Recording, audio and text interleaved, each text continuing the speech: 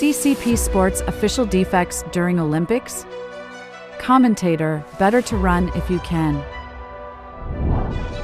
Corpse-seizing clash in Guizhou, police and civilians clash in chaos resembling a battlefield. China's COVID alert sounds again, 2 new variants spread rapidly.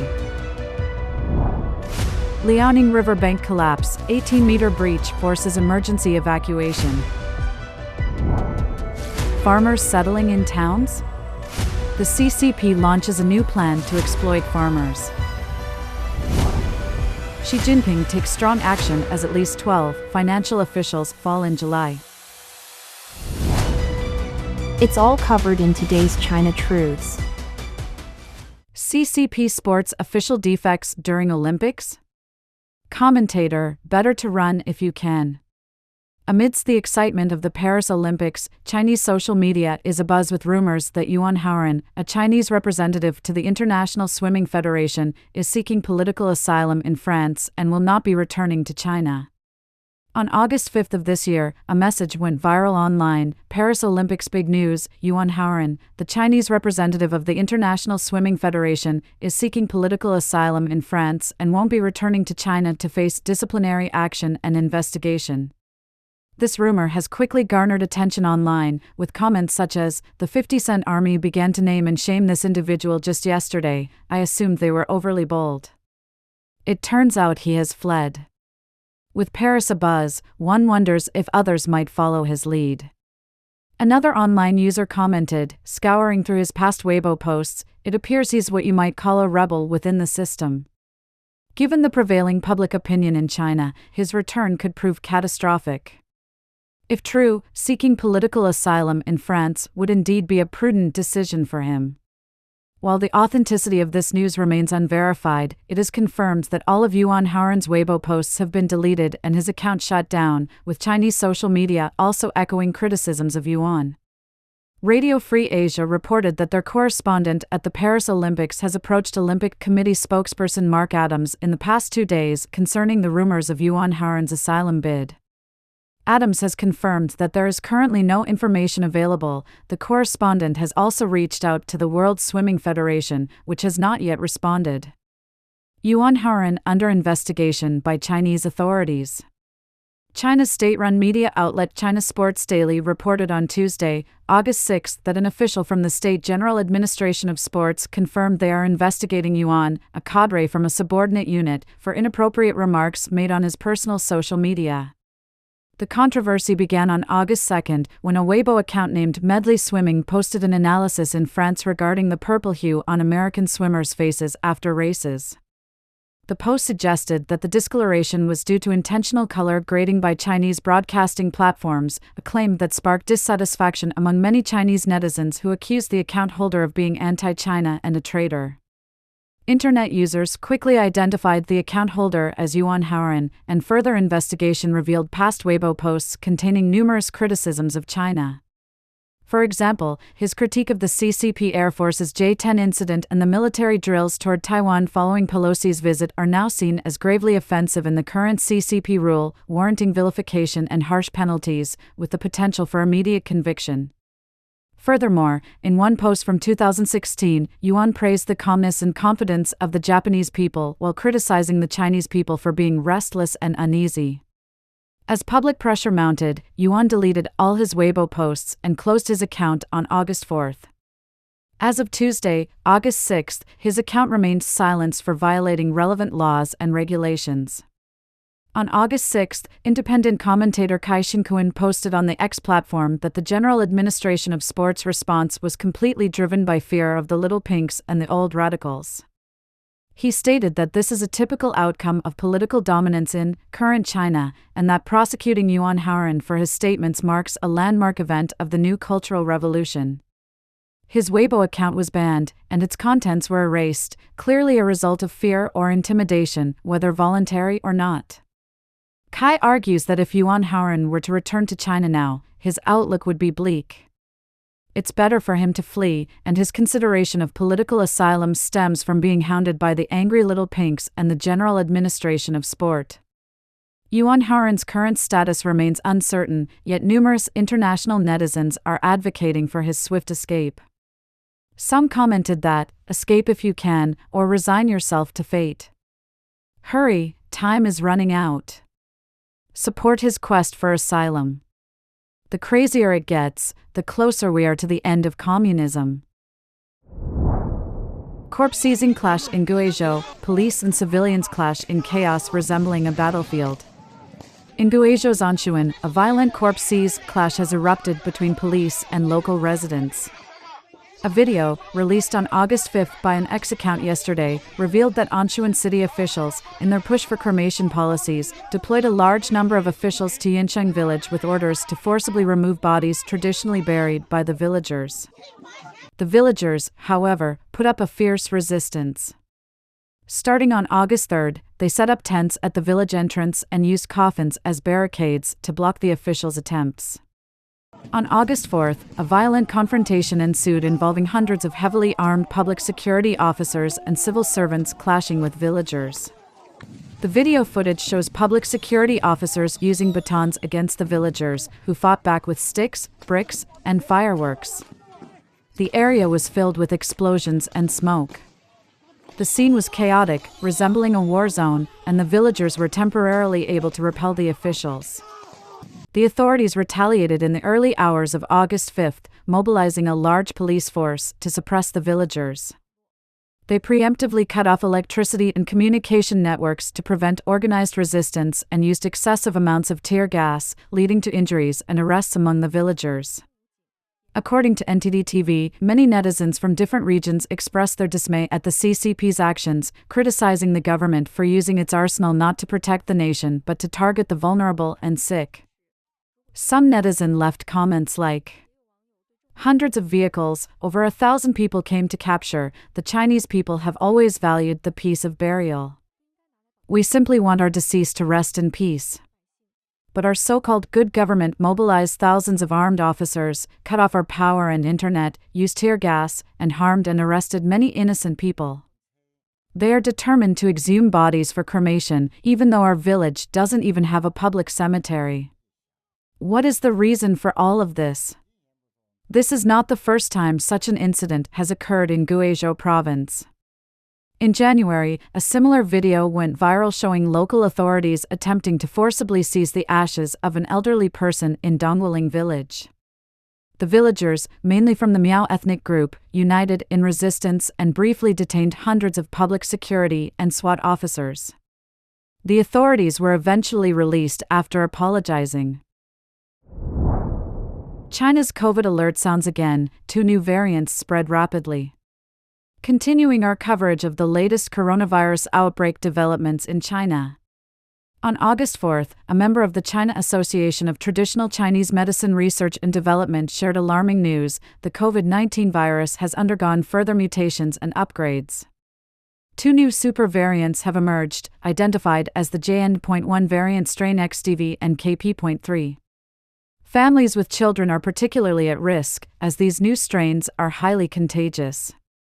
By August 6, reports from locals to NTD TV indicated that the pandemic remained ongoing, with communities facing repeated infections and a sharp increase in sudden deaths, especially among younger populations, ranging from their 20s to 30s. In Baoji, Shanxi, Mr. Li shared troubling observations of numerous acquaintances suffering from white lungs, a condition leading to death. Earlier this year, particularly in March, April, and May, there were many cases of colds that resulted in lung damage. Lately, I have known 2 individuals, both in their 60s and 70s, who were otherwise healthy but suddenly died, showing symptoms similar to previous feverish illnesses, now compounded by lung injuries. Adding to these reports, Mr. He from Shengtan County, Hunan, noted, at present, it's predominantly middle-aged individuals in their 40s and 50s who are suddenly dying. I am familiar with several such cases, involving laborers, entrepreneurs, and even government officials. Although the exact causes of death remain undisclosed by medical professionals, we suspect they may be connected to the ongoing new coronavirus outbreak. Liaoning River bank collapse, 18-meter breach forces emergency evacuation. As flooding continues to devastate regions across China, the situation has worsened in Liaoning province with a major river breach early Monday. The Wanghe River burst its banks in the Fangjia village section, creating an 18-meter-wide gap. The authorities claim 395 residents were evacuated with no casualties. This breach is just the latest in a string of flooding disasters to hit Liaoning since mid-July, forcing the evacuation of over 20,000 people and causing widespread damage. Meanwhile, residents in Jilin and Heilongjiang provinces are facing their own flood crisis, with continuous water releases from reservoirs causing rivers to overflow and flood villages. The resulting power outages and lack of drinking water have left residents struggling. Current affairs commentator Lan Shu said, "Whenever a reservoir is built, the CCP always emphasizes its functions of water storage and flood discharge. However, these functions are actually contradictory. To effectively discharge floods, the reservoir cannot hold too much water. If it stores too much, when a flood peak arrives, the dam and dikes upstream will become overloaded, leading to either a breach or the necessity for artificial flood diversion upstream." The devastating floods are not limited to northeastern China. The provinces of Hunan and Sichuan are also experiencing severe flooding, with hundreds reported dead or missing.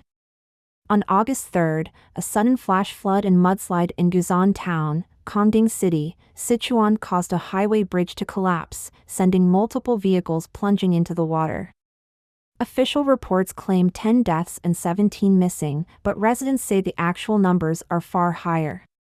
One resident, Mr. Zhang, describes to NTD TV the disaster as severe, with numerous mudslides and strong currents sweeping away cars, and that there are some things that can't be said. Farmers settling in towns? The CCP launches a new plan to exploit farmers. In a move aimed at bolstering its struggling economy, the Chinese Communist Party recently unveiled a new plan to accelerate the urbanization of farmers over the next 5 years. The plan seeks to increase the proportion of permanent urban residents with city household registrations to nearly 70% within the next 5 years. The new guidelines will relax residency restrictions in cities with a permanent population of fewer than 3 million, while cities with a population between 3 million and 5 million will ease settlement conditions. Megacities with over 5 million inhabitants will enhance their points-based settlement policies and are encouraged to eliminate annual quotas on new residents. The plan targets specific regions in Hebei, Anhui, Shandong, Hunan, and Sichuan, promising to boost consumption and investment.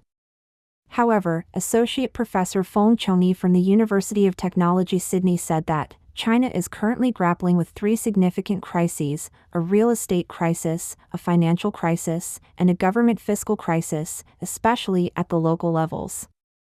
The real estate and fiscal issues have spiraled out of control, leading to schemes where farmers are encouraged to migrate to cities and purchase property, thus artificially propping up the real estate market. Another concerning tactic involves deceptive practices designed to coerce farmers into relinquishing their homestead land. Dr. Xie Tian, a professor at the University of South Carolina Aiken School of Business, echoes these concerns, stating that farmers are being tricked into giving up their homestead land, but ultimately, this land often ends up controlled by the elites within the CCP. According to him, the CCP never truly intended to improve farmers' lives or abandon the restrictive household registration system.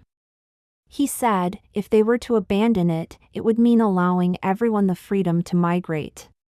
While some farmers have successfully migrated to cities, experts warn that this hasn't halted China's economic decline. With high unemployment rates, there are fears that an influx of jobless farmers into cities could exacerbate social unrest. Xi Jinping takes strong action as at least 12 financial officials fall in July. In a sweeping crackdown on financial corruption, the Chinese Communist Party has launched a series of investigations targeting high-ranking officials within its financial system. In July alone, at least 12 individuals, all cadres from central-level party and state organs, state-owned enterprises, and financial institutions, were placed under scrutiny. Reports indicate that major state-owned banks, such as the Agricultural Bank of China, the Industrial and Commercial Bank of China, and the China Construction Bank, each saw 2 officials investigated. Policy banks, including the Agricultural Development Bank of China and the Export-Import Bank of China, were also not spared, with 3 officials facing scrutiny. Additionally, investigations extended to the banking regulatory system, insurance system, and joint stock banks. This latest wave of investigations marks a significant escalation in the CCP's ongoing efforts to combat corruption in the financial sector.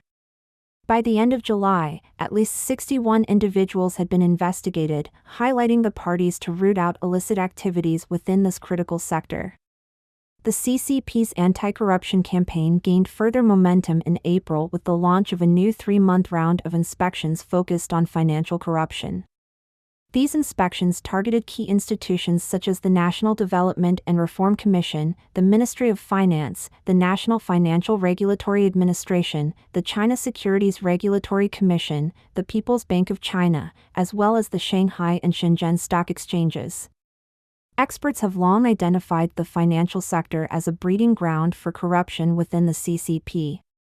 Professor Sherhelling from Monash University's Business School notes that corruption in this sector can easily involve astronomical sums of money, sometimes reaching billions or even hundreds of billions of yuan. The emergence of a semi-market economy following China's reform and opening up provided opportunities for individuals with power, particularly the second-generation Reds, refers to children of high-ranking CCP officials, to exploit their connections for personal gain within the financial system. As detailed in the book China, Crumbling but Not Collapsing by He Qinglian and Chen Xiaonong, the CCP's second-generation Reds and children of high-ranking officials established a deeply entrenched system of intertwined interests between family and state, reaching its peak during the Jiang Zemin and Hu Jintao eras. These individuals openly plundered state resources and public assets, setting a dangerous precedent for lower-level officials. After more than a decade in power, Xi Jinping has taken a bold approach to launching large-scale purges in the financial sector. Sherhelling pointed out that many people within the CCP's financial circles act as white gloves for the second-generation Reds. When Xi Jinping's power was not yet fully consolidated, he was hesitant to go after these second-generation Reds because they often shared similar credentials or interests with him. However, now that Xi has secured significant power in his 3rd term, he feels confident enough to target them. Sherhelling also mentioned that another reason for the CCP's anti-corruption campaign in the financial sector is China's recent economic downturn, with the real estate debt crisis sparking a series of financial crises. The CCP can use the anti-corruption drive to shift the blame, attributing the poor economic conditions to corrupt elements within the financial sector. This strategy aims to convince the general public that once the central government roots out all the corrupt individuals, China's economy will improve. Don't forget to comment in the section below to share your opinions on today's topic with us. If you find the information helpful, please share this video with a friend to watch together. This will be a great source of motivation for our team to produce more and more quality and reliable videos. And also don't forget to like and subscribe to see more interesting topics from China Truths. Thank you for tuning in.